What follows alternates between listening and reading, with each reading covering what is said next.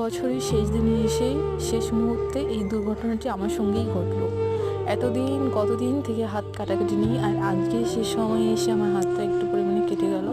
তো আমি রান্নার জন্য ধনেপাতা কাটতে গিয়ে আমার হাতটা কেটে ফেলি। তো সেখান থেকে কিছুটা পরিমাণে রক্ত বের হচ্ছিলো, আর আমার মূলত যে জায়গায় কাটাটা গিয়েছে সেটা আঙ্গুলের ভাঁজের ওখানে, যেখানে কাটলে মূলত একটু ছাল উঠে গেলে মূলত আপনারা ব্যথা পান, অনেক যন্ত্রণা হয়, সেই জায়গায় আমার আঙ্গুলটা কেটে গিয়েছে। তো আমি এটা ধোয়ার পরে তারপরেও দেখতেছিলাম হালকা করে একটু রক্ত বের হচ্ছিল। তো আমি রক্তটা বন্ধ করার জন্য আমি তুলসী পাতা মুথে ওখানে দিয়ে দিই। জানি না নতুন বছর কিভাবে শুরু হবে, কিন্তু আমার শেষটা এভাবেই শেষ হলো, যেটা রক্তপাত দিয়ে। তো এটা কোনো ব্যাপার না, আমাদের মেয়েদের জীবনে এটা নিত্য প্রয়োজনীয়, মানে নিত্যদিনের কাজের মধ্যে আপনার রান্নাবান্না।